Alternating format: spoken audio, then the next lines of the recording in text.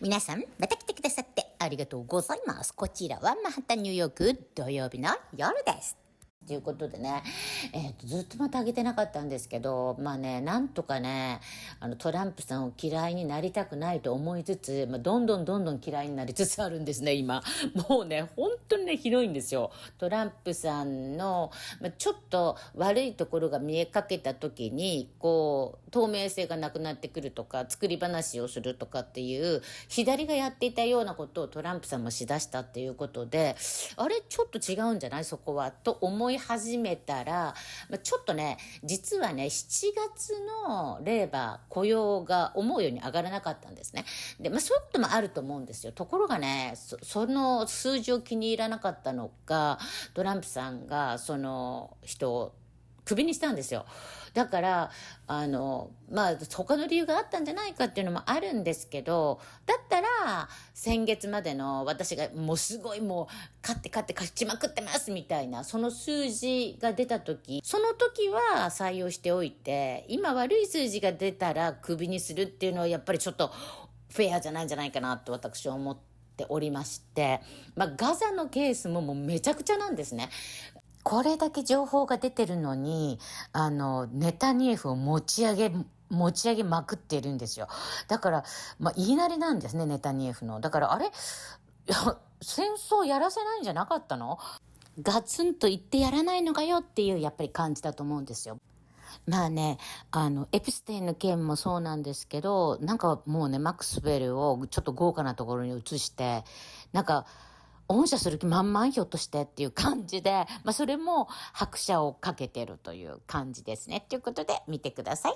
どうぞ。Is Israel an ally of the United States? No. Do you say Israel is not an ally? That is not an opinion that people hear a lot. Why is that? They have been constantly pushing America toward more aggressive policies, toward getting in more fights. And just like I always say, if you went out to the bar every single night with your friend, and every night your friend's trying to convince you to get into a fight, and while you're beating a lot of people up, you're also taking a lot of wounds, and you're going to jail, and you're getting in trouble, you gotta stop hanging out with that friend. And so I think That's an overwhelming cheer. So that's him saying we gotta stop being friends with Israel. Because they're toxic to us, and a room full of right-wing conservatives cheer that. So it sounds to me like people like Tucker Carlson are finally getting through to those people. And so I think that you know what? I also don't believe in welfare, and they shouldn't get another dime of U.S. taxpayer money, and they should not. So hold on. Their lobby should register as a foreign That's a good segue. Finish that. and they should stop blackmailing our politics. Got it. So, back to Josh. Epstein, JFK, 9/11, and the genocide are all way too big to ignore, and Israel's hands are all over it from one form or another. The tides have overwhelmingly turned against Israel. They don't have that many tricks. They really think they don't have any other tricks except just keep saying they came out with a new bullshit story about Hamas raping again on October 7th. You know, that's already they did it again. Oh, you mean like when they protested to let the IDF rape kids in prison that they grabbed off the street for no reason? Yes. And they protested for the right to keep doing that? Yes. Shut up. Don't ever bring up rape again.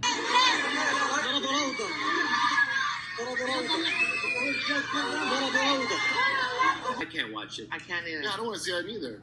So Israel bombed a kindergarten in Gaza yesterday, then waited for they did a double tap. Do you know what that is? Yeah. So you bomb someone, and then you wait for the rescue workers to come, and then you bomb the rescue workers. Gosh, Jimmy, I hate to see what the most immoral army in the world does. Kindergartners? October 7th was awful. Absolutely. Obviously. Terrible attack. Mm-hmm.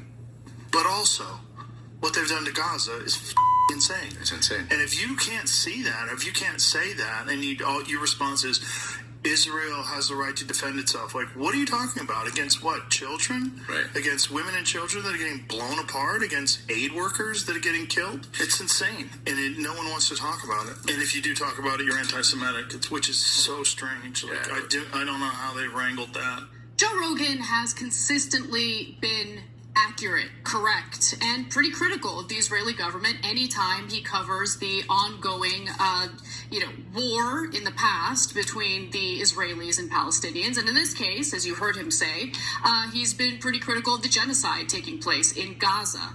And now, thanks to Benjamin Netanyahu's eldest son, we've learned that Rogan allegedly refused to have Israeli Prime Minister Benjamin Netanyahu on his podcast to essentially spew his lies and propaganda. And if this story is confirmed to be true, I commend Joe Rogan for having moral clarity on this. Netanyahu's son, Yair Netanyahu, wrote this. Great wake-up call for conservatives to remember Joe Rogan is not a conservative. He gave platform to every single neo-Nazi anti-Semite on this plant, but he refused to have my father on his show because he knows that he doesn't stand a chance against him, and all those years of anti-Semitic propaganda will go to waste. Is that why Netanyahu refuses interviews with people who actually know what they're talking about and instead insists on going on shows like podcast? Why do they say Israel's like starving the people of Gaza? Well, because we're trying to get the food in, and we let food trucks in, and guess what happens when we let them in? Hamas steals the food, takes the good chunk for itself. Then they jack up the prices, and then they sell the food to its population, to its hungry population, if they give them it all. And then use the money that they take from their own people to recruit more killers into their terror machine.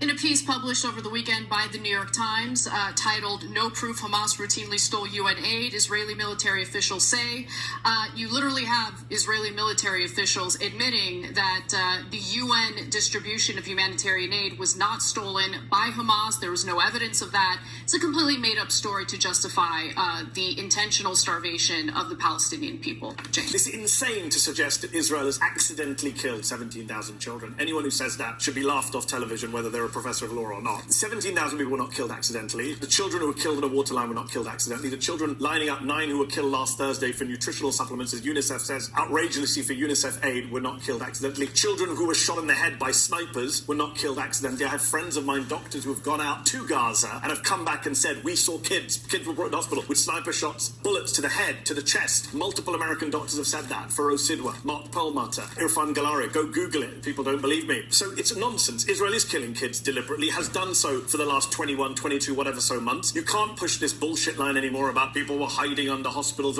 What's interesting is, and as you pointed this out, why do it then? If we all know that's the tragedy, no one forced Israel to go kill 100,000 people. No one forced Israel to drop 2,000-pound bombs on crowded refugee places. No one forced Israel to bomb hospitals. No one forced Israel to sniper shoot children. No one forced Israel to kill women holding up white flags, as we saw on tape with our own lying eyes. No one forced Israel to do any of that, which is why Karim Khan, the chief prosecutor, which is why the ICC judges all said Netanyahu and Gallant need to face war crimes charges. Also, I would say a major sign is just straight up financial irresponsibility. Like when it comes to the drug of Israel, spend it however, and also you are not taking care of things that you should be taking care of because your priority is Israel. And we see that again. He tweeted this out. This is not a joke. Matt Walsh had the perfect response to it, but Donald Trump tweeted this. He tweeted, wow, Canada has just announced that it is backing statehood for Palestine. That will make it very hard for us to make a trade deal with them. Oh, Canada. I'm sorry. Canada is saying they're going to acknowledge Palestine as its own state, and Trump is saying that means we aren't going to do a deal with Canada. Somebody explain that to me very slowly, because I don't understand it.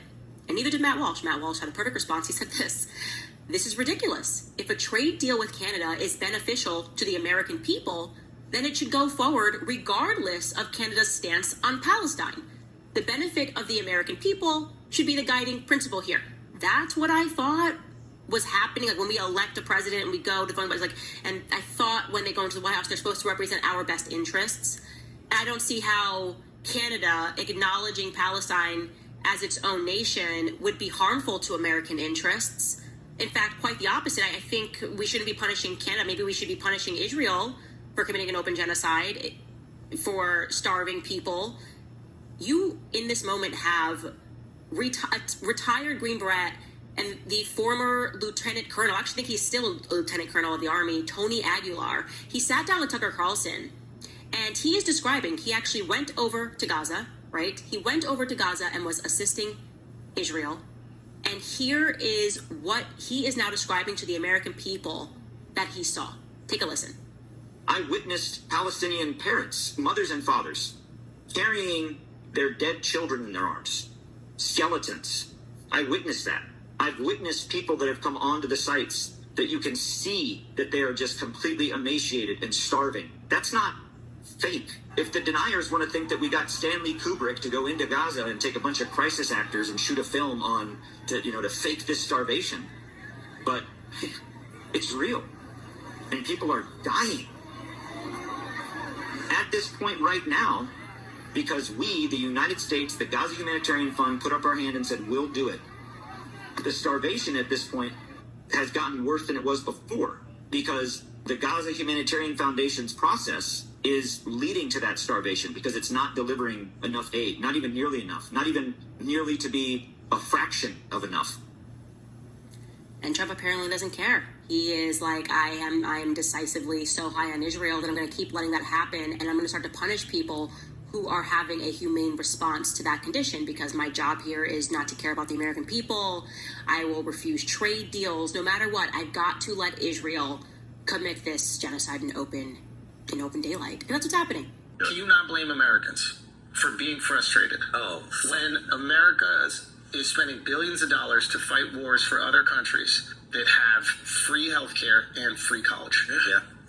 Am I crazy to say that? Not at all. What is the appearance of constantly backing Israel at every turn, bringing Bibi on and calling him the greatest human on earth? What is the appearance? Do you appear America first, or do you appear bought by another country with a much smaller population? Look at the big, beautiful bill. Now you're cutting Medicaid, SNAP. To add to your point, those people are Americans. Yeah. And if you're saying like, hey, we need to go fight this war, I'm agreeing with you. If you're saying we need to go fight this war for people overseas while you're cutting Medicaid and SNAP for Americans, to both your points, you don't appear America first. Mm-hmm. Just not. Yeah, I'm not allowed to do that, but it's still socially acceptable to shoot a missile in the general direction of somebody you're upset with. You're like, dude, there was like kids over there. This is my favorite response. Well, they're using kids as human shields. It's like, well, you got to work around that. Jesus Christ, if I'm mad at my neighbor and I want to beat the shit out of him, but he's holding a baby, right? I wouldn't come in and try to punch him through the baby. Hey, you go in, you throw a hook, you sweep the legs. You do it on the lawn so the baby bounces off the grass, all right? There's fucking rules to this shit. So you have an APAC, which is a lobby, basic lobbying for another country. This is in the news, and you can look it up. They paid $100 million in order to buy seats for Congress people and Senate. And because of the people they were able to put there, they were able to approve $26 billion to Israel. So understand, as an American, your politicians are being bought for $100 million, and because of that, your country will send $26 billion to a different country. Yeah. $26 billion that could have been spent in my own country, in my own community. This is the best return of investment ever. You pay $100 million, and I take back $26 billion from you. That's crazy. Yeah.